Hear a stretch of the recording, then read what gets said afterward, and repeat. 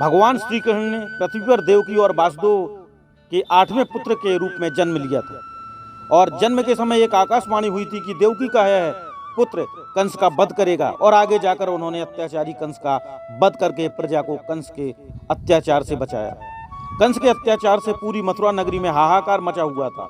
निर्दोष लोगों को सजा दी जा रही थी। यहाँ तक कि कृष्ण के मामा कंस ने अपनी बहन देवकी तथा उनके पति वासुदेव को भी बेवजह काल कोठरी में डाल दिया था।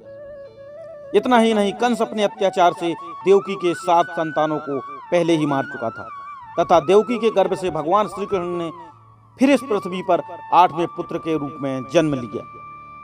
कृष्ण के जन्मदिन पर आकाश में घनघोर वर्षा होने लगी और चारों तरफ घना अंधेरा सा छा गया। कृष्ण भगवान को सुरक्षित स्थान पर ले जाने के लिए वासुदेव सिर पर टोकरी में कृष्ण को रखते हुए यमुना की उफनती नदी को पार कर अपने मित्र नंदगोप के यहाँ पहुंच गए और वहां पर कृष्ण भगवान को यशोदा माँ के पास सुला कर आ गए। और इस तरह देवकी के पुत्र कृष्ण भगवान का यशोदा ने पालन पोषण किया। इसलिए कहा जाता है भगवान कृष्ण की 2 माताएं थी, देवकी व यशोदा। बचपन से ही कृष्ण भगवान ने कंस द्वारा भेजे गए दुष्टों का संहार किया तथा कंस द्वारा प्रजा को कष्ट देने वाले सभी प्रयासों को विफल किया। फिर अंत में एक दिन कंस का वध करके उनके अत्याचारों से प्रजा को मुक्ति दिलाई।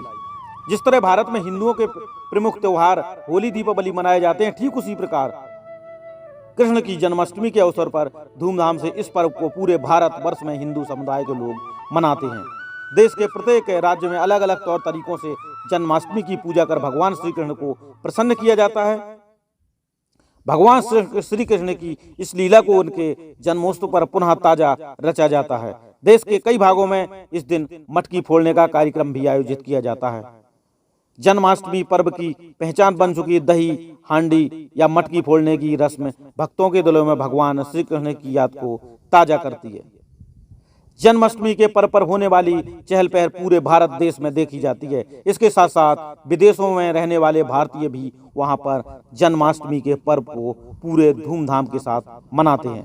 भक्तों द्वारा जन्माष्टमी के इस पर्व पर उपवास रखा जाता है और मंदिरों को सजाया जाता है।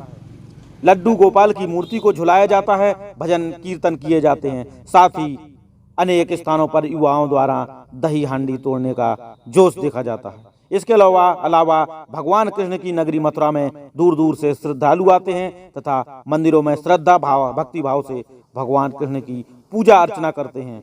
इस दिन पूरी मथुरा नगरी भगवान श्री कृष्ण की चमचमाहट से नजर आती है। मंदिरों को फूल मालाओं से खूब सजाया जाता है। रात में मंदिरों में लगी लाइटों से कृष्ण की नगरी भव्य लगती है। दोस्तों, सभी को कृष्ण जन्माष्टमी पर बहुत बहुत शुभकामनाएं। जय श्री कृष्ण।